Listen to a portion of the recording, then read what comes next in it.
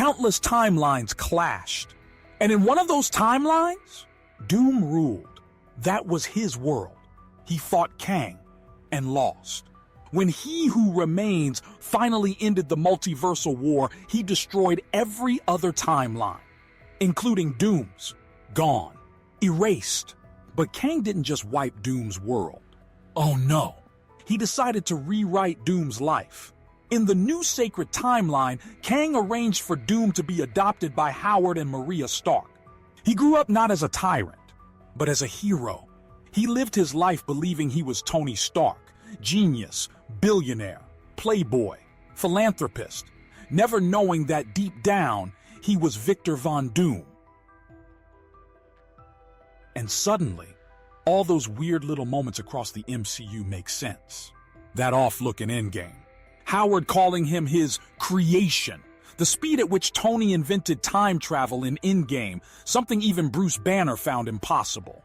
Because here's the thing, in the comics, Doom is a master of time travel, always has been. It's his signature expertise. So of course, when Tony sat down to figure it out, it didn't take him years. It took him one night, because that knowledge was already in him. Now, here's where this flips the entire MCU on its head. People complain that Doom has no build-up in the MCU, that unlike Thanos, we've never even heard his name. But if Doom has been hiding as Tony Stark for 20 years, that's the biggest build-up in movie history. Thanos got 6 years of post-credit teases. Doom? Doom's been here since 2008, and the twist doesn't just serve as shock value. It justifies Doom's future actions. Think about it. Kang took his life, his identity, his destiny, and forced him to play the role of a hero. Doom didn't choose heroism, it was programmed into his reality. He lost his throne, his power, his memory.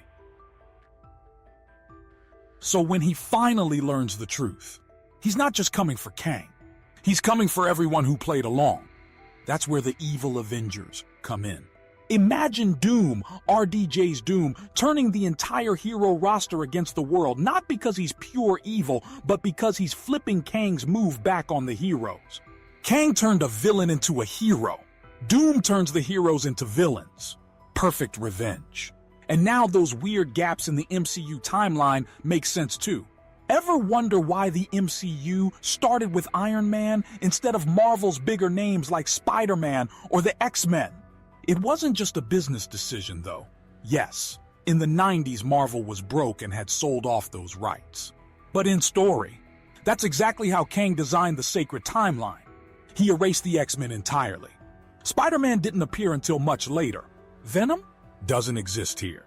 And Doom? Well, he became the poster boy of the MCU under the name Tony Stark.